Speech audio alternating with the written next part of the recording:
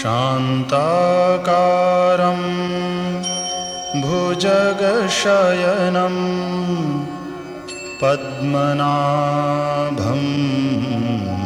सुरेशं विश्वाधारं गगनसदृशं मेघवर्णं शुभांगं लक्ष्मीकान्तं कमलनयनं योगिभिर्ध्यानगम्यं वन्दे विष्णुं भवभयहरं सर्वलोकैकनाथम्।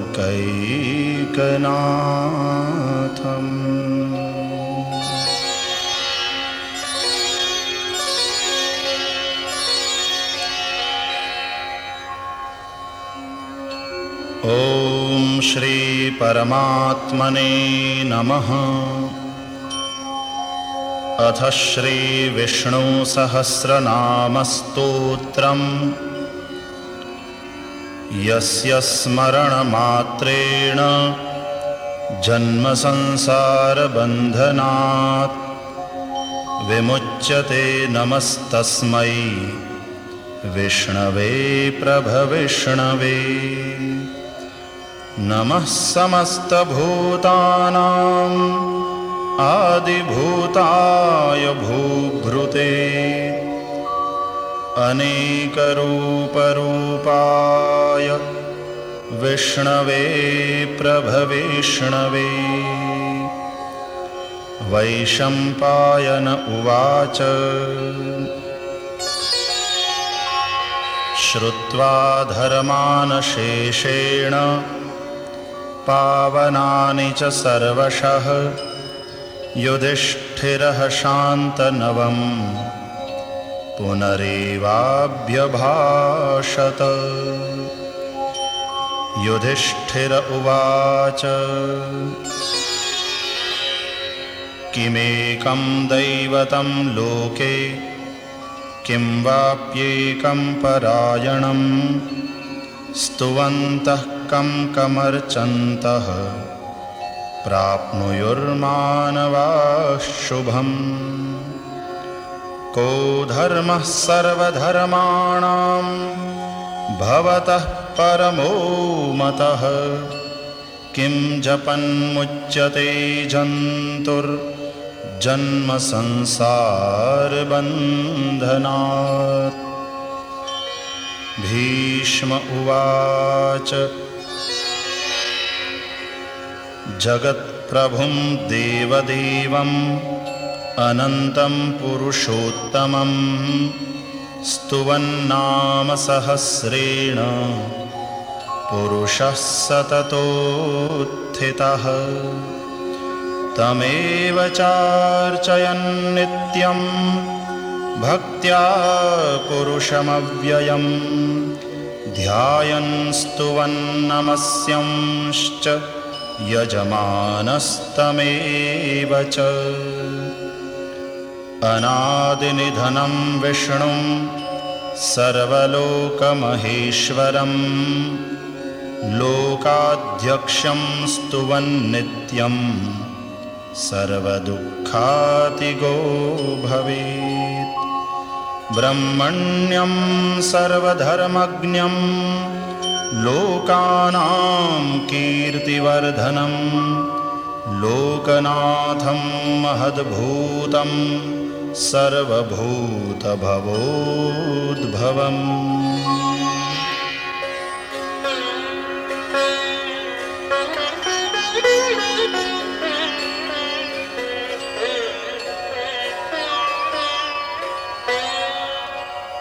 एष मे सर्वधर्माणां धर्मोऽधिकतमो मतः यद्भक्त्या पुण्डरीकाक्षं स्तवैरर्चेन्नरः सदा। परमं यो महत्तेजः परमं यो महत्तपः परमं यो महद्ब्रह्म परमं यः परायणम् पवित्राणां पवित्रं यो मङ्गलानां च मङ्गलम् दैवतं देवतानां च भूतानां यो व्ययः पिता यतः सर्वाणि भूतानि भवन्त्यादियुगागमे यस्मिंश्च प्रलयं यान्ति पुनरेव युगक्षये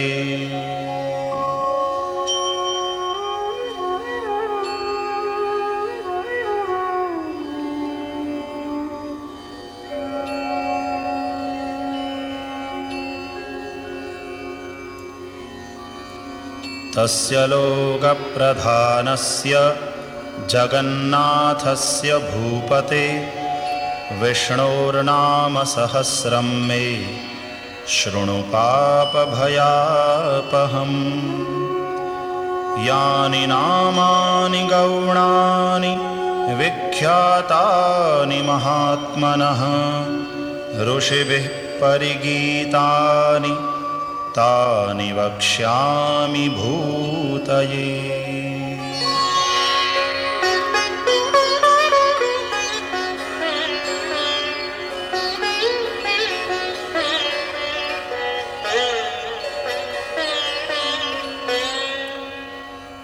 ॐ विश्वं विष्णुर्वषट्कारो भूतभव्यभवत्प्रभुः भूतकृद्भूतभृद्भावो भूतात्मा भूतभावनः भूतात्मा परमात्मा च मुक्तानां परमा गतिः अव्ययः पुरुषः साक्षी क्षेत्रज्ञोऽक्षर एव च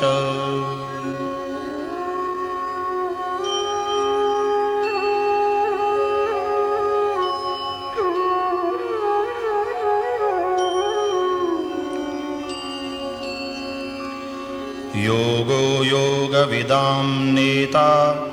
प्रधानपुरुषेश्वरः नारसिंहवपुः श्रीमान् केशवः पुरुषोत्तमः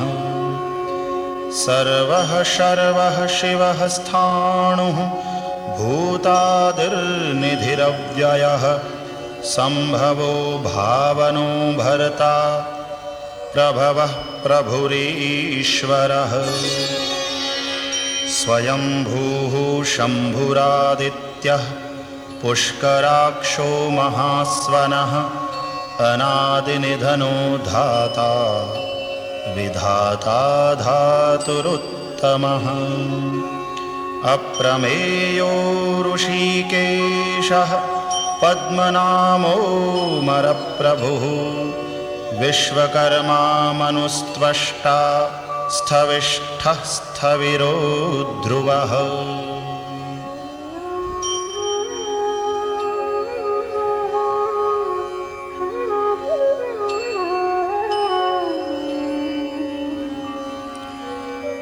अग्राह्यः शाश्वतः कृष्णो लोहिताक्षः प्रतर्दनः प्रभूतस्त्रिककुब्धाम पवित्रं मङ्गलं परम् ईशानः प्राणदः प्राणो ज्येष्ठः श्रेष्ठः प्रजापतिः हिरण्यगर्भो भूगर्भो माधवो मधुसूदनः ईश्वरो विक्रमी धन्वी मेधावी विक्रमः क्रमः अनुत्तमो दुराधर्षः कृतज्ञः कृतिरात्मवान् सुरेशः शरणं शर्मा विश्वरेताः प्रजाभवः अहः संवत्सरो व्यालः प्रत्ययः सर्वदर्शनः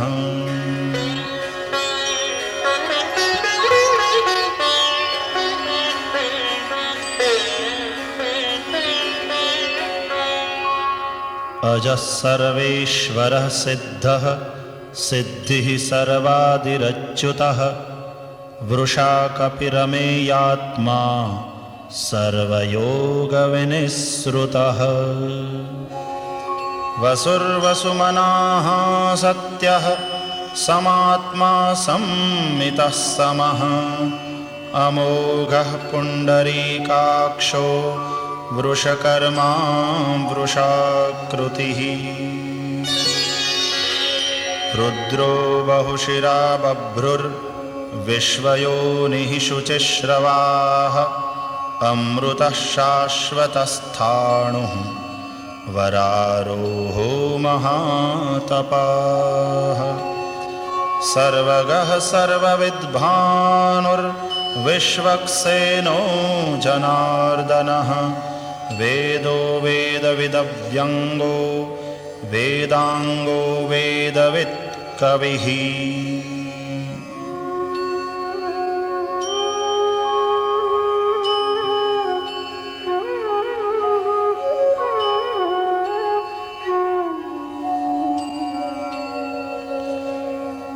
लोकाध्यक्षः सुराध्यक्षो धर्माध्यक्षः कृताकृतः चतुरात्मा चतुर्व्यूहः चतुर्द्रंष्ट्रश्चतुर्भुजः भ्राजिष्णुर्भोजनं भोक्ता सहिष्णुर्जगदादिजः अनघो विजयो जेता विश्वयोनिः पुनर्वसुः उपेन्द्रो वामनः प्रांशुः अमोघः शुचिरूर्जितः अतीन्द्रः संग्रहः सर्गो धृतात्मा नियमो यमः वेद्यो वैद्यः सदा योगी वीरः माधवो मधुः अतीन्द्रियो महामायो महोत्साहो महाबलः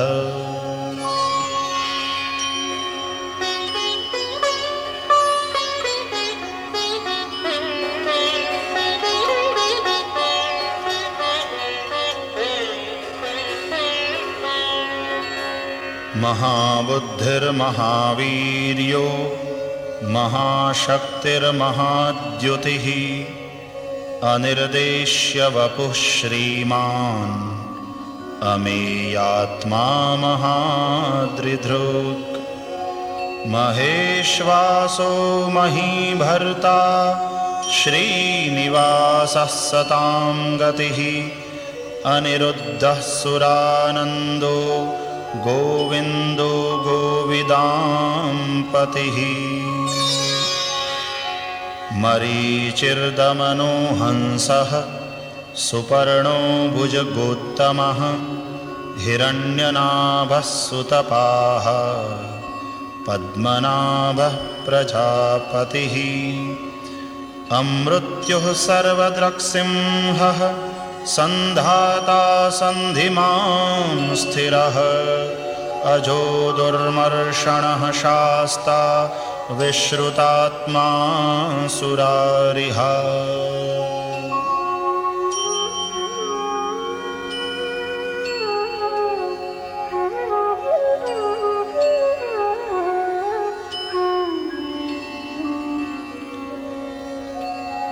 गुरुर्गुरुतमो धाम सत्यः सत्यपराक्रमः निमिषो निमिषस्रग्वी वाचस्पतिरुदारधीः अग्रणीर्ग्रामणीः श्रीमान् न्यायो नेता समीरणः सहस्रमूर्धा विश्वात्मा सहस्राक्षः सहस्रपात् आवर्तनो निवृत्तात्मा संवृतः संप्रमर्दनः अहः संवर्तको वह्निः अनिलो धरणीधरः सुप्रसादः प्रसन्नात्मा विश्वधृग् विश्वभुग् विभुः सत्कर्ता सत्कृतः साधुर्जह्नुर्नारायणो नरः।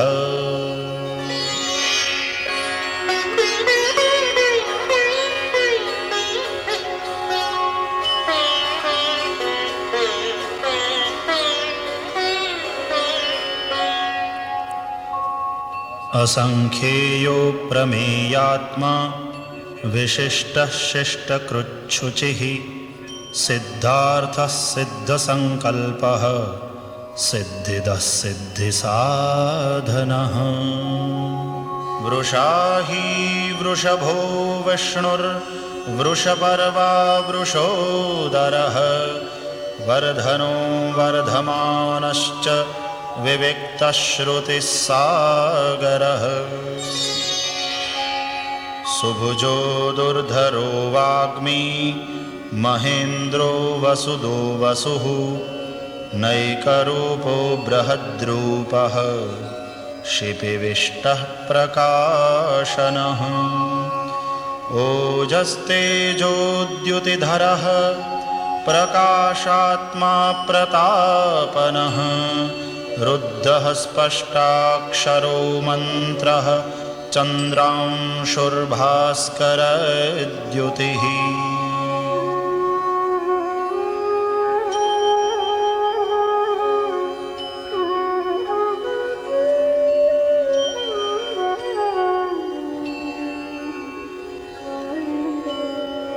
अमृतांशूद्भवो भानुः शशबिन्दुः सुरेश्वरः औषधं जगतः सेतुः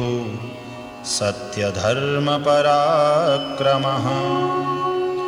भूतभव्यभवन्नाथः पवनः पावनो नलः कामः कामकृत्कान्तः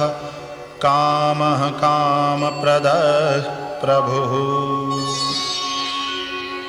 युगादिकृद्युगावर्तो नैकमायो महाशनः अदृश्यो व्यक्तरूपश्च सहस्रजिदनन्तजित्। इष्टो विशिष्टः शिष्टेष्टः शिखण्डी नहुषो वृषः क्रोधः क्रोधकृत्कर्ता विश्वबाहुर्महीधरः।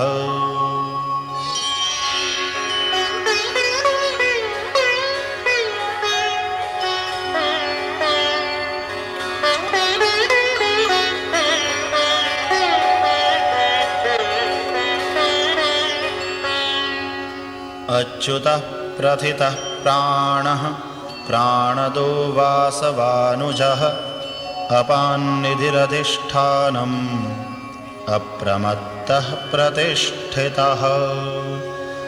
स्कन्दः स्कन्दधरो धुर्यो वरदो वायुवाहनः वासुदेवो बृहद्भानुः आदिदेवः पुरन्दरः। अशोकस्तारणस्तारः शूरः शौरिर्जनेश्वरः अनुकूलः शतावर्तः पद्मी पद्मनिभीक्षणः।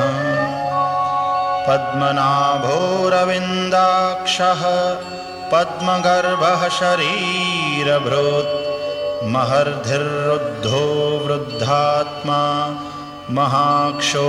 गरुडध्वजः।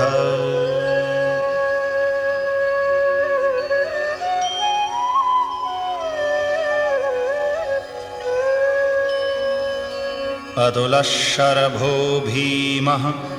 समयज्ञो हविर्हरिः सर्वलक्षणलक्षण्यो लक्ष्मीवान् समितिञ्जयः। विक्षरो रोहितो मार्गो हेतुर्दामोदरः सहः महीधरो महाभागो वेगवानमिताशनः। उद्भवः क्षोभणो देवः श्रीगर्भः परमेश्वरः करणं कारणं कर्ता विकर्ता गहनो गुहः व्यवसायो व्यवस्थानः संस्थानस्थानदो ध्रुवः परर्धिः परमः स्पष्टः तुष्टः पुष्टः शुभे क्षणः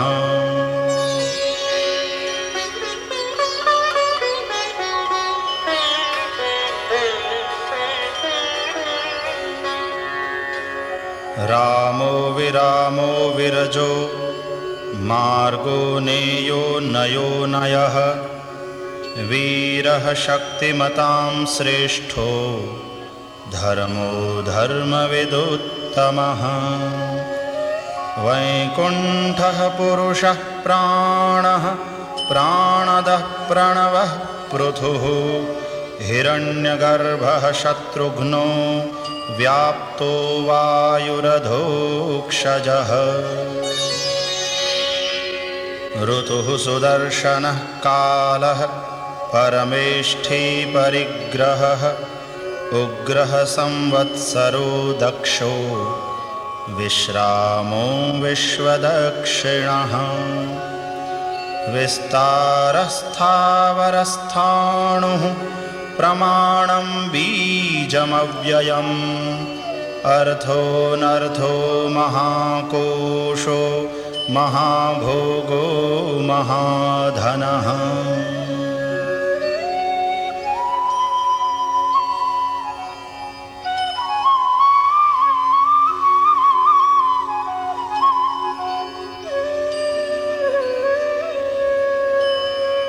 अनिर्विण्णः स्थविष्ठो भुर्धर्मयूपो महामखः नक्षत्रनेमिर्नक्षत्री क्षमः क्षामः समीहनः यज्ञ इज्यो महेज्यश्च क्रतुः सत्रं सतां गतिः सर्वदर्शी विमुक्तात्मा सर्वज्ञो ज्ञानमुत्तमम् सुव्रतः सुमुखः सूक्ष्मः सुघोषः सुखदः सुहृत् मनोहरोजितक्रोधो वीरबाहुर्विदारणः स्वापनः स्ववशो व्यापी नैकात्मानैककर्मकृत् वत्सरो वत्सलो वत्सी रत्नगर्भो धनेश्वरः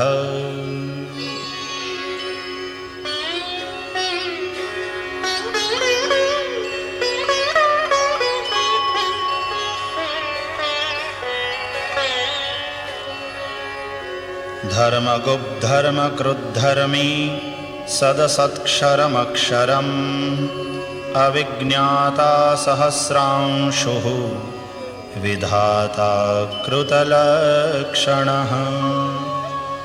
गभस्तिनेमिः सत्त्वस्थः सिंहो भूतमहेश्वरः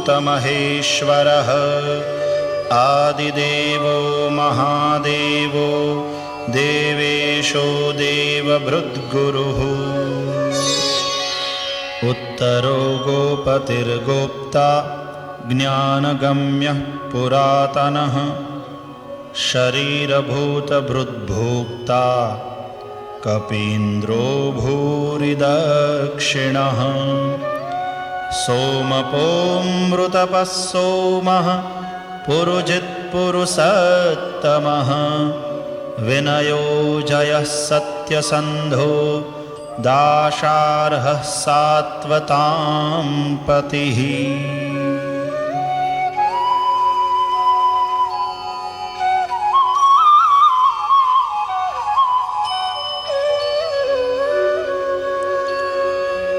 जीवो विनयिता साक्षी मुकुन्दो मितविक्रमः अम्भो निधिरनन्तात्मा महोदधिशयोऽन्तकः अजो महार्हः स्वाभाव्यो जितामित्रः प्रमोदनः आनन्दो नन्दनो नन्दः सत्यधर्मा त्रिविक्रमः महर्षिः कपिलाचार्यः कृतज्ञो मेदिनीपतिः त्रिपदस्त्रिदशाध्यक्षो महाशृङ्गः कृतान्तकृत् महावराहो गोविन्दः सुषेणः कनकाङ्गदी गुह्यो गभीरो गहनो गुप्तश्चक्रगदाधरः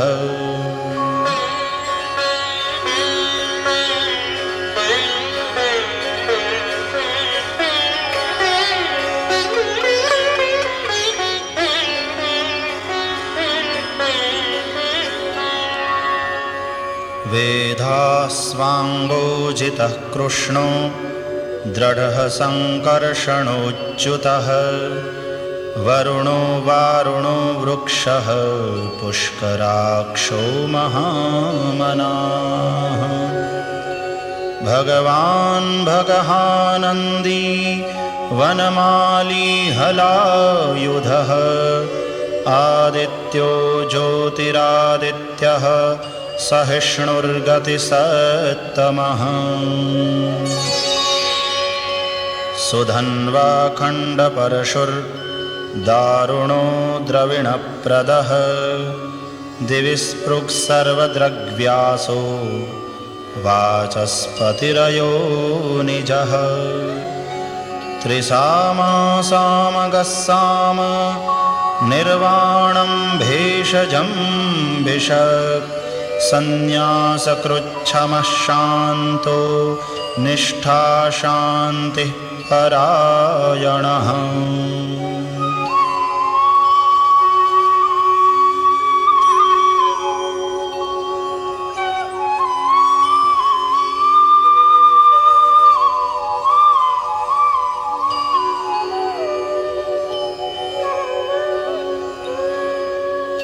शुभांगः शान्तिदः स्रष्टा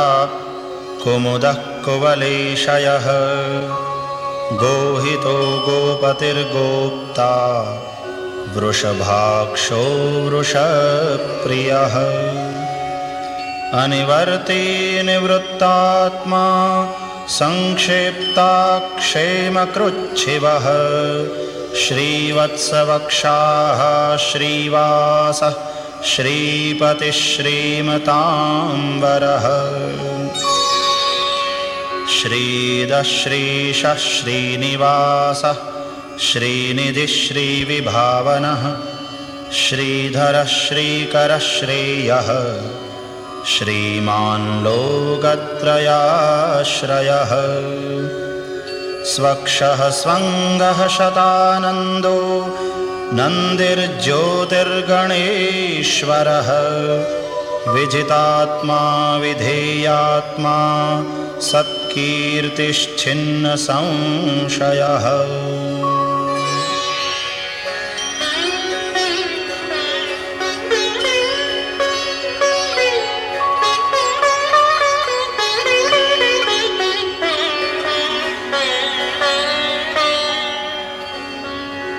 उदीर्णः सर्वतश्चक्षुः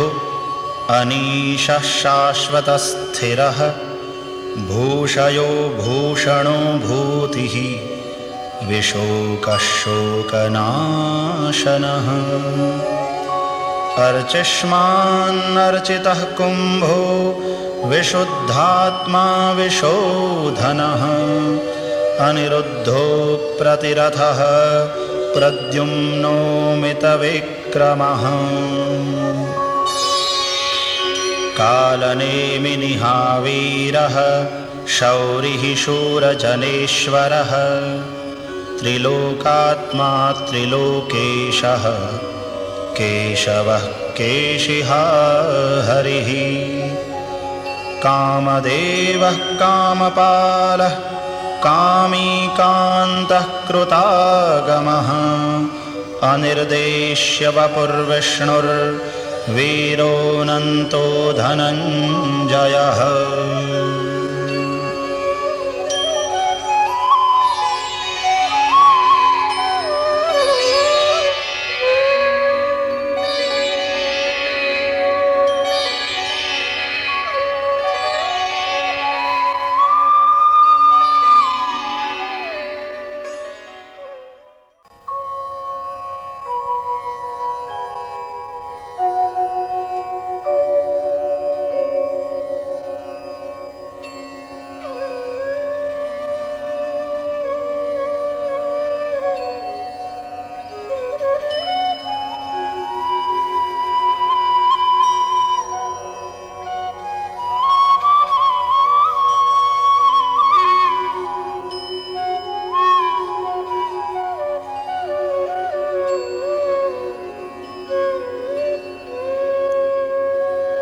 ब्रह्मण्यो ब्रह्मकृद्ब्रह्मा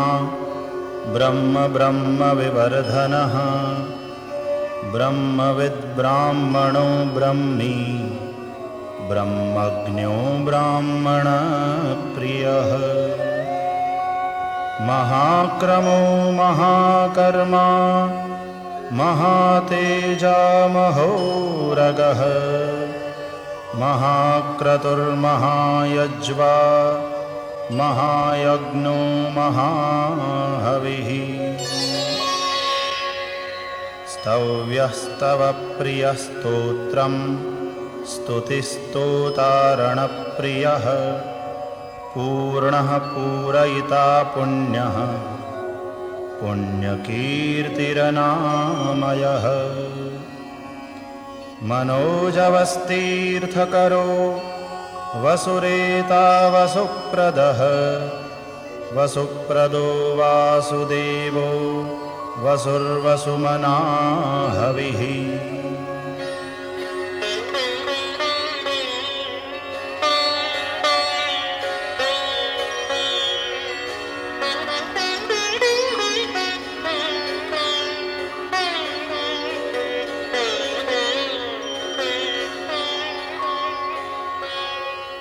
सद्गतिः सत्कृतिः सत्ता सद्भूतिः सत्परायणः शूरसेनो यदुश्रेष्ठः सन्निवासः सुयामुनः भूतावासो वासुदेवः सर्वासु निलयो नलः दर्पः दर्पदो द्रप्तो दुर्धरोऽधापराजितः विश्वमूर्तिर्महामूर्तिः दीप्तमूर्तिरमूर्तिमान् अनेकमूर्तिरव्यक्तः शतमूर्तिः शताननः एकोनैकः सवः कः किम् यत्तत्पदमनुत्तमम् लोकबन्धुर्लोकनाथो माधवो भक्तवत्सलः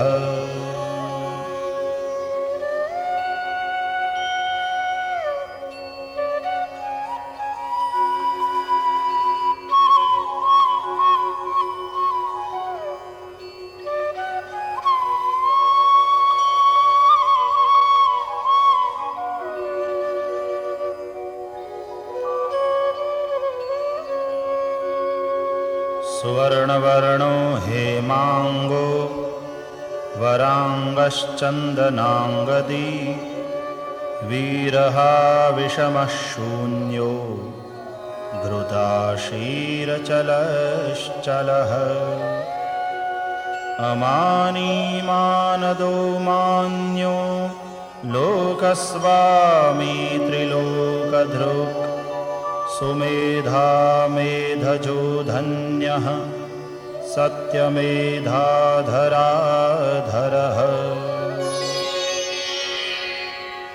तेजो वृषोद्युतिधरः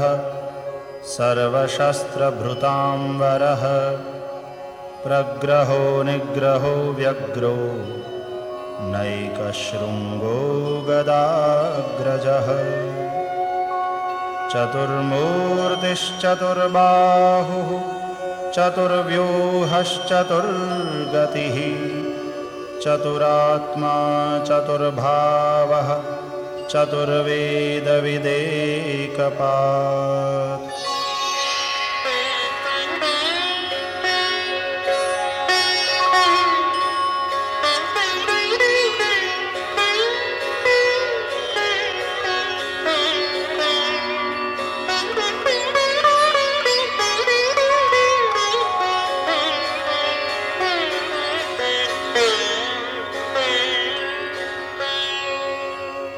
समावर्तो निवृत्तात्मा दुर्जयो दुरतिक्रमः दुर्लभो दुर्गमो दुर्गो दुरावासो दुरारिहा शुभांगो लोकसारंगः सुतन्तुस्तन्तुवर्धनः इन्द्रकर्मा महाकर्मा कृतकर्मा कृतागमः उद्भवः सुन्दरः सुन्दो रत्ननाभः सुलोचनः अर्को वाजसनः शृङ्गी जयन्तः सर्वविजयी सुवर्णबिन्दुरक्षोभ्यः सर्ववागीश्वरेश्वरः महाह्रदो महागर्तो महाभूतो महानिधिः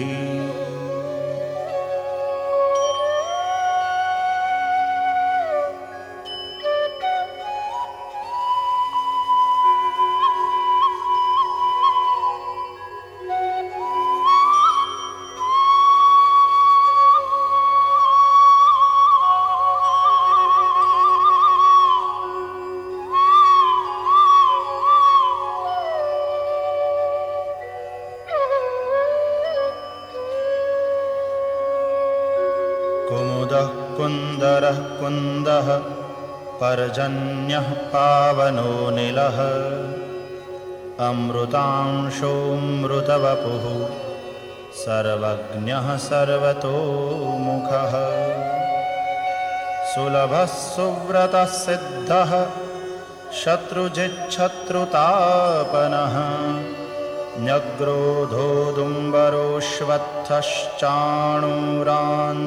न्यग्रोधोदुम्बरोऽश्वत्थश्चाणूरान्ध्रनिषूदनः सहस्रार्चिः सप्तजिह्वः सप्तैधाः सप्तवाहनः अमूर्तिरनघो चिन्त्यो भयकृद्भयनाशनः अणुर्बृहत्कृशः स्थूलो गुणभृन्निर्गुणो महान् अद्रुतस्वद्रुतस्वास्यः प्राग्वंशो वंशवर्धनः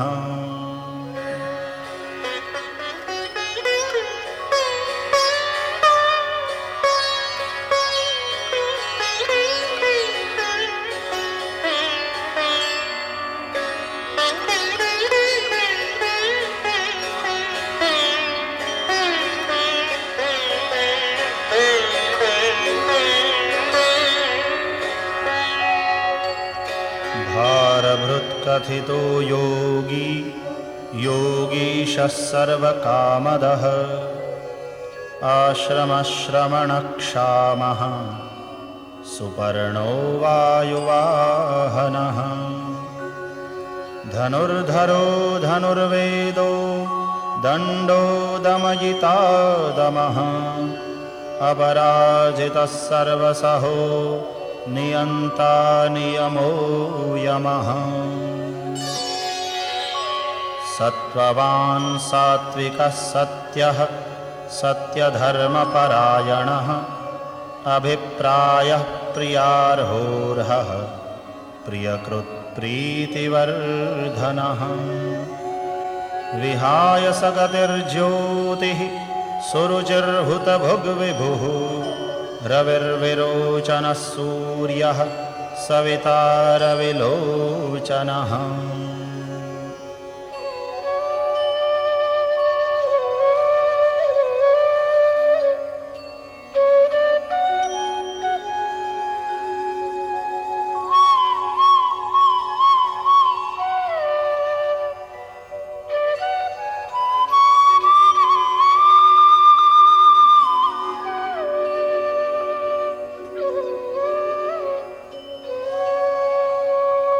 अनन्तो हुतभुग्भोक्ता सुखदो नैकजोऽग्रजः अनिर्विण्णः सदामर्षि लोकाधिष्ठानमद्भुतः सनातनतमः कपिलः कपिरव्ययः स्वस्तिदः स्वस्तिकृत् स्वस्ति स्वस्ति भुक् स्वस्ति दक्षिणः अरौद्रः कुण्डलीचक्री विक्रम्योर्जितशासनः शब्दातिगः शब्दसहः शिशिरः शर्वरीकरः अक्रूरः पेशलो दक्षो दक्षिणः क्षमिणाम्बरः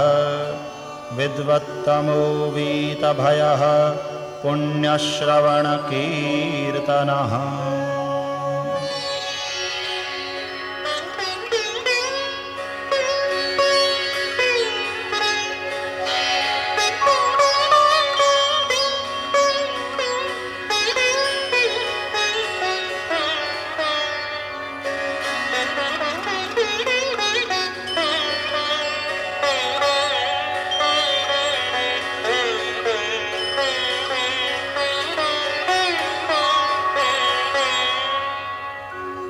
उत्तारणो दुष्कृतिः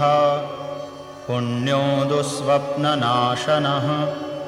वीरः रक्षणः सन्तो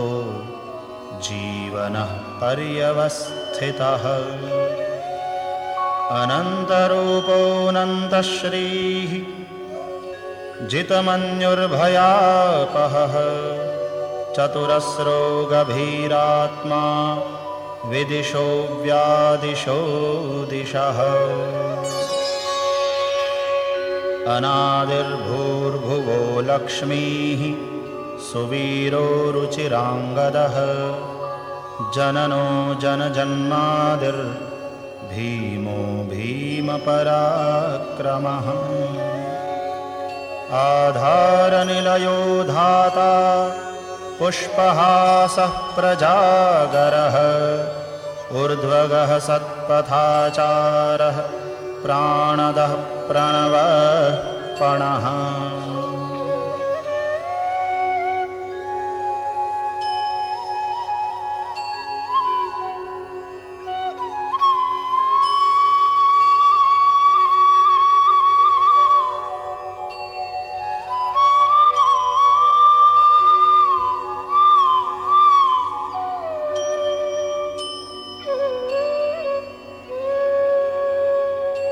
प्रमाणं प्राणनिलयः प्राणभृत्प्राणजीवनः तत्त्वं तत्त्वविदेकात्मा जन्ममृत्युजरातिगः भूर्भुवस्वस्तरुस्तारः सविता प्रपितामहः यज्ञो यज्ञपतिर्यज्वा यज्ञाङ्गो यज्ञवाहनः यज्ञभृद्यज्ञकृद्यग्नी यज्ञभुग्यज्ञसाधनः यज्ञान्तकृद्यज्ञगुह्यम् अन्नमन्नादयेव च आत्मयोनिस्वयं जातो वैखानः सामगायनः देवकीनन्दनस्रष्टा क्षितीशः पापनाशनः शङ्खभृन्नन्दकी चक्री शार्ङ्गधन्वा गदाधरः रथाङ्गपाणिरक्षोभ्यः सर्वप्रहरणायुधः सर्वप्रहरणायुध ॐ नम इति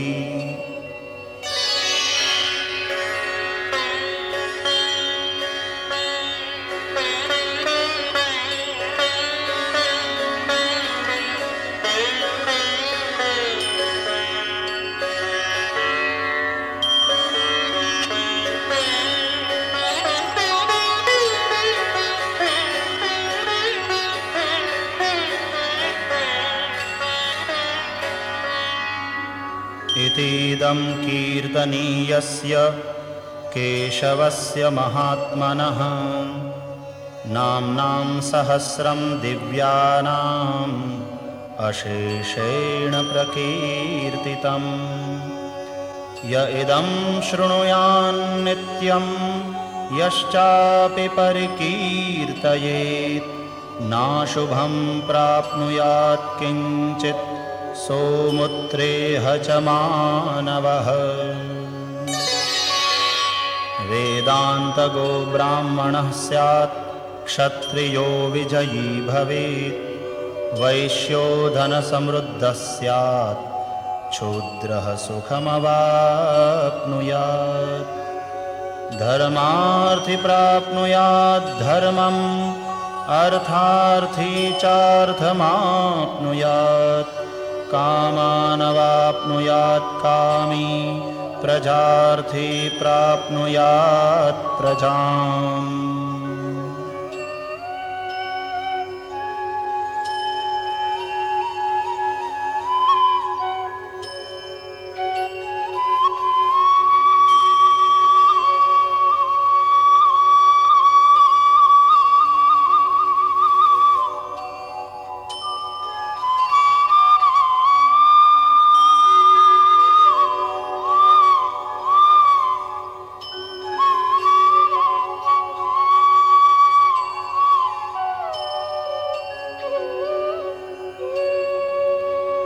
भक्तिमान्यः सदोत्थाय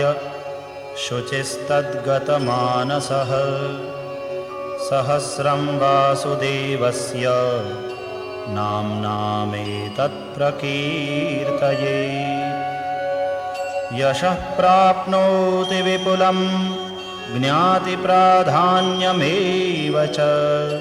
अचलां श्रियमाप्नोति श्रेयः प्राप्नोत्यनोत्तमम् न भयं क्वचिदाप्नोति वीर्यं तेजश्च विन्दति भवत्यरोगोद्युतिमान् बलरूपगुणान्वितः रोगार्तो मुच्यते रोगात् बद्धो मुच्येत बन्धनात् भयान्मुच्येत भीतस्तो मुच्येतापन्न आपदः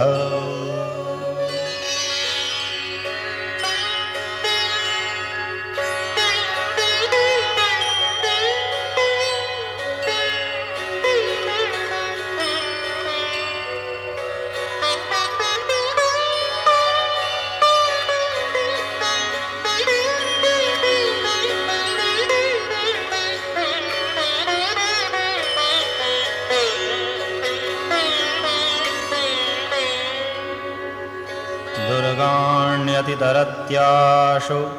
पुरुषः पुरुषोत्तमं स्तुवन्नाम सहस्रेण नित्यं भक्तिसमन्वितः वासुदेवाश्रयो मर्त्यो वासुदेवपरायणः सर्वपापविशुद्धात्मा याति ब्रह्म सनातनम् न वासुदेवभक्तानाम् अशुभं विद्यते क्वचित् जन्ममृत्युजराव्याधि भयं नैवोपजायते इमं स्तवमधीयानः श्रद्धाभक्तिसमन्वितः युज्येतात्मसुखक्षान्ति श्रीधृतिस्मृतिकीर्तिभिः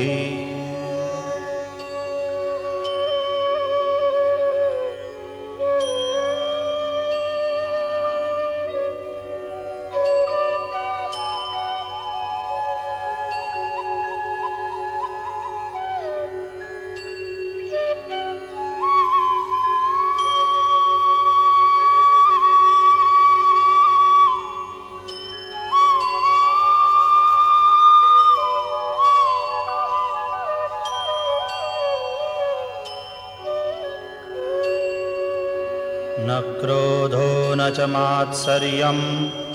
न लोभो नाशुभा मतिः भवन्ति कृतपुण्यानां भक्तानां पुरुषोत्तमे द्यौः स चन्द्रार्कनक्षत्रा खं दिशो भुर्महोदधिः वासुदेवस्य वीर्येण विद्धृतानि महात्मनः ससुरासुरगन्धर्वं सयक्षोरगराक्षसं जगद्वशे वर्ततेदं कृष्णस्य सचराचरम् इन्द्रियाणि मनोबुद्धिः सत्त्वं तेजो बलं धृतिः वासुदेवात्मकान्याहुः क्षेत्रं क्षेत्रज्ञ एव च।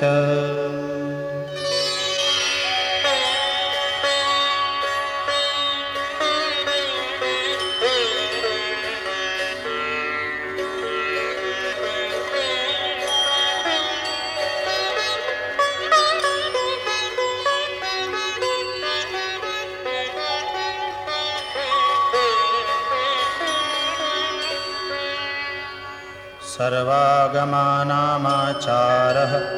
प्रथमं परिकल्पते आचारप्रभवो धर्मो धर्मस्य प्रभुरच्युतः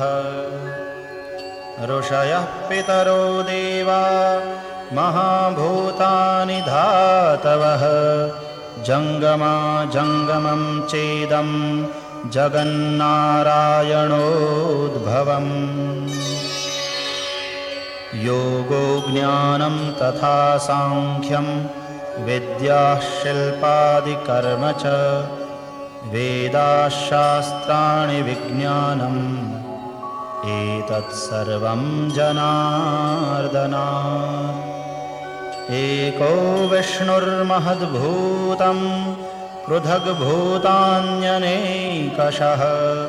त्रीन् लोकान् व्याप्य भूतात्मा भुङ्क्ते विश्वभुगौ व्ययः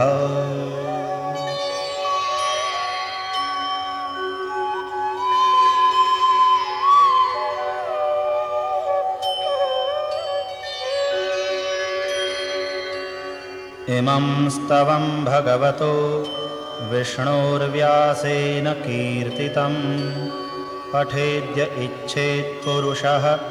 श्रेयः प्राप्तुं सुखानि च विश्वेश्वरमजं देवं जगतः प्रभवाप्ययं भजन्ति ये पुष्कराक्षं न ते यान्ति पराभवम्